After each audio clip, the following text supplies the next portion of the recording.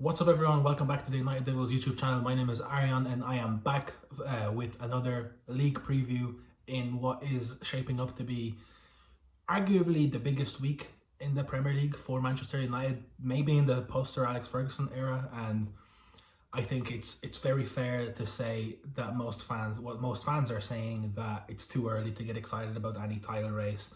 Solskjaer himself has been saying in the press conference that leagues are rarely decided in January, and at this point in time, the league position doesn't really matter as long as you're within reaching distance, and you have to get to around March or April to really start being in with a shout of being in title contention. But there, a bit of a pattern has emerged for United over the last 12 months. They haven't been losing a lot. Since the arrival of Bruno Fernandes, they've only lost in the league 3 times, and all 3 of them were this season at the start, up until November 1st. That was when United's last loss was to Arsenal. There was also the loss to Crystal Palace and Tottenham Hotspur. And I think those are kind of excusable. I think in a way, no preseason, new players getting integrated, some injuries here and there to Anthony Martial's suspension. There was a lot of variables playing into it. And now that everybody is fit, healthy, everybody is integrated, and it looks like Solskjaer has been doing fantastically when it comes to rotation in all competitions to keep players fresh and to keep them hungry as well, and wanting to win. And I think over the last few weeks, months, we have been seeing this little bit of a kind of dog in United growing, that winning mentality has been developing. They've been grinding out games, particularly in December. They looked a little bit fatigued at times.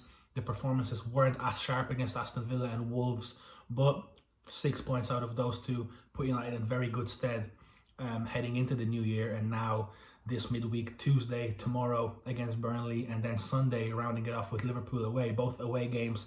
United could find themselves 3 points clear off the Reds tomorrow if they beat Burnley. And of course, then you know what's at stake on Sunday. It's not only the bragging rights, but it's finally, for the first time in a long time, a top of the table clash between Liverpool and United that awaits.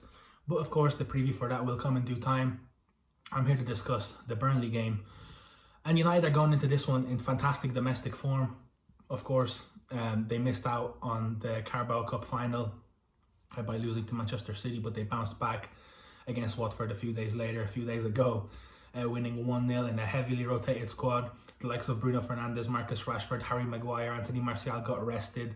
The other 3 got minutes because they kind of had to, and Solskjaer was doing a bit of game management. Bruno didn't see the field at all, so he's fully rested and ready for Burnley and Liverpool in quick succession, and that was very much needed. He looked a little tired towards the end of that Carabao Cup game against City, and that 90 minutes of rest in his legs will for sure do him a load of good. And Pogba was also rested as well, and I would expect him to be back in the side for Burnley, as I will discuss shortly.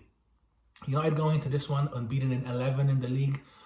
We have seen, like I said a few moments ago, United, they've been labelled as this very inconsistent team, but they've actually been the most consistent team in the league in 2020. They've scored the most points since Bruno Fernandes came. They've won the most games, and they can go ahead of Liverpool now as well, with games won this season too, with a win at Burnley. So I think it's kind of a bit of a mythical theory that pundits like to go with, that United are lacking the consistency, because no, they haven't been lacking the consistency in terms of not losing matches. It's just now those little draws that United were dropping now and again last season are starting to turn into victories. And that's, I think, a sign, an early sign. Of course, you have to take it with a pinch of salt, but it's an early sign that United are starting to convert from a promising team to a team that can win. There's a very nice mix of leaders, young talent, proven players. It's all a very nice mix now that Solskjaer has made. You can see the family feel around this side. They're all together. They want to play together. They want to win. You could see the huge frustration when they lost to Manchester City, where by any means they were not outplayed. They just lost after 2 very silly goals to concede from set pieces, which is something that needs working. But like I said, it's a team that's growing, and I think we've been talking about this game in hand at Burnley for a long time. Burnley are coming into this one after a very solid month of December in the league. Excuse me. They won 3, including beating Arsenal and Arsenal and Wolves, and they drew to Everton, which was one of their 2 games that they drew, and they only lost once to Leeds during the month of December. They haven't played in the league yet this season, as their game against Fulham, I believe, last week was called off because the Fulham team was hit with some COVID-19 issues within their squad.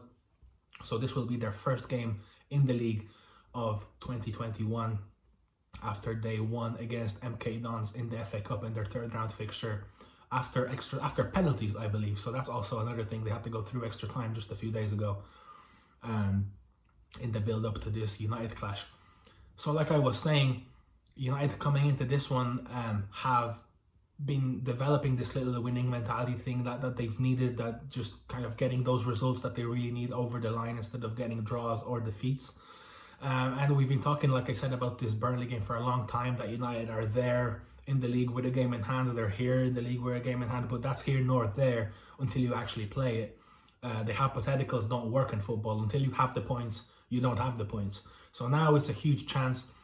United have a very solid record over the last few years at Turf Moor. I believe they've won 3 of their last 3 over there in the league. Last season was a 2-0 victory after goals from Anthony Martial and Marcus Rashford, and that was prior to Bruno Fernandes' arrival. Bruno has never been to Turf Moor yet. And now they go out there. It's going to be a difficult game. You kind of know what to expect. Burnley are very physical. They're a bit route one. United centre-backs are going to have to be very careful, as will the full-backs, to kind of not too tight and keep an eye out on the wingers, who are always looking for the ball and looking to whip balls in to the dangerous strikers that will probably be Chris Wood and Ashley Barnes. So it's hugely important for United not to take this game lightly, not to take anything for granted. Like Solskjaer emphasised too, you cannot let it rest on your laurels and think you have cracked anything just because you're second in the league or joint top, however you want to call it, in January, because that doesn't mean anything.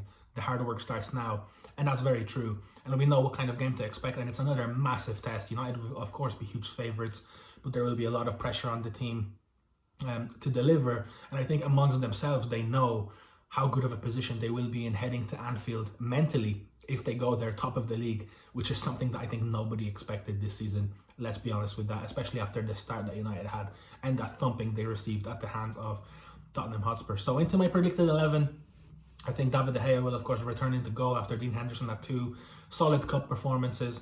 He couldn't really do much with the goals that he conceded against City. Very solid against Watford, never really in doubt. And I think he will return. He will return to the bench, of course, for David De Gea, who is still the number 1 keeper, and deservedly so, because he's been playing some very good football this season. Into the back 4, Aaron Wan-Bissaka, of course, will be back, I think, on the right. United, of course, made 9 changes going into that Watford game in the FA Cup, so you would expect most of those 9 to come back into the side. Aaron Wan-Bissaka will be back at right back. In at centre back, Harry Maguire is the dead definite. Eric Bailly, according to Ole Solskjaer's press conference, trained with Paul Pogba today after picking up that neck injury in the match against Watford. They didn't participate in all of the training session, so it remains to be seen whether he is risked tomorrow. Maybe he's kept for Burnley. Personally, I would like to see him play tomorrow, because Burnley are a physical side that will rely a lot on aerial duels, and I think I feel more comfortable having Bailly there instead of Lindelof. But Lindelof didn't play against Watford, and he did get a full training session in today, according to Solskjaer. So I think it's going to be between Lindelof and Axel Tuanzebe. Axel got a 90 minutes in against Watford and looked very good, and I would personally go for him. Just the speed to match, to kind of complement Maguire, and also the physicality that he does possess, and he's very solid in aerial duels. So I would actually let him play another game. He's been looking good since he came back from injury, and he needs to get consecutive games in under his belt. And of course, Lindelof, I don't think is fully healthy yet either, so I think I would go with Tuanzebe on merit, as he earned it against Watford, and Harry Maguire in the heart of defence. And then Luke Shaw, I think, will return at left back. You can just see that Telles is still kind of getting back into the swing of things. He's still getting integrated in the team, getting to know how we want him to play. And I think that trying to break a low block, I think the first option is Luke Shaw. And then if things aren't working, if United maybe are chasing the game, you bring on Telles and Cavani for his crossing and his heading ability. But to start off with, I think Luke Shaw will be in the first 11. Into midfield, like I said, Pogba and Bailly trained, but not fully till the end with the team. So Pogba, I think, is going to be a late fitness test. I think even if he's at 80%, he plays, because this is a kind of a game where you need that attacking power. And he will go into my predicted 11, but I will also give it a quick alternative too.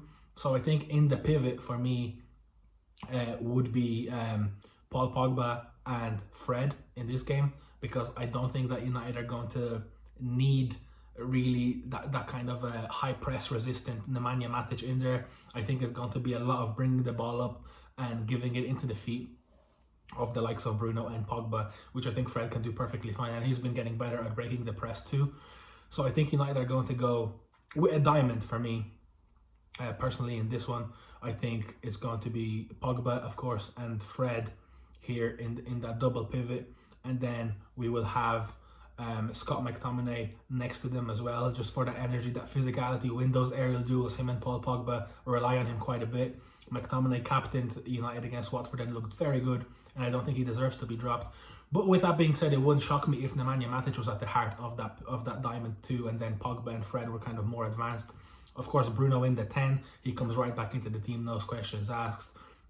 Got some rest, and I would expect him to deliver in this one, as he tends to do in the huge moments for United. And then up front, you have the options now with Cavani back from suspension. You either play Greenwood, Cavani, Martial, and Rashford, and you just pick the two of these. For me, at the top of the diamond in this kind of a game, I think ideally you would play Rashford and Cavani. I don't think that's going to happen though, with Cavani coming off a little bit of a layoff. I think you start Martial and Rashford initially. Both of them came off the bench. They were both rested, I believe, like obviously against Watford, with sights on the Premier League. And I do think that they come back into this one to spearhead United's attack. And Rashford has looked a little shaky recently. His numbers definitely don't say it, but his performances overall have been a little shaky. He's been a little hesitant to pull the trigger here and there.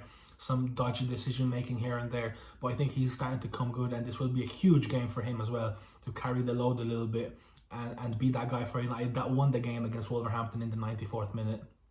And Martial, he got a lot of criticism for that game against City in the Carabao Cup semi-final. I thought he did very well, to be honest, when it comes to the hold-up play and just generally spreading passes around and getting other players involved.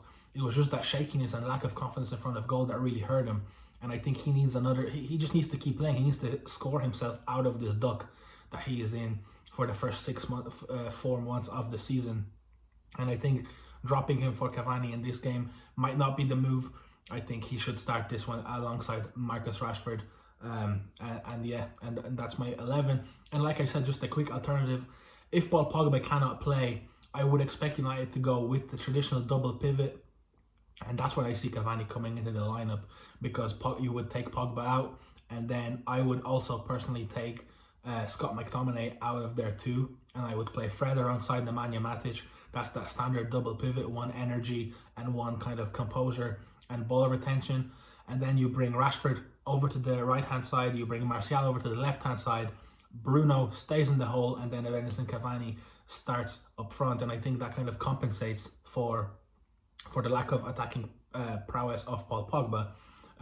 You go a little bit more conservative in midfield, and then of course you add another massive attacker up front to battle those physical Brighton defenders, who are of course mistake prone, as we saw last year when United went to Burnley and won 2-0. That's how they pounced and scored the first goal, and they caught them on the break for the second one. So there are of course options there for Ole Gunnar Solskjaer, and that's what we wanted all this time. The depth is there, and there is some sort of selection headache now because there were a few decent performances put in against Watford. So just to reiterate again, my first 11: David De Gea in goal, Wan-Bissaka, Tuanzebe, Maguire and Luke Shaw at the back. In the diamond, I have Fred, McTominay, Pogba and Bruno, and up front, Marcus Rashford and Anthony Martial. Don't forget to like, share, subscribe, all of that fun stuff. Stay tuned to the United Devils for all of your matchday content, and of course the review that will be out the day after the game.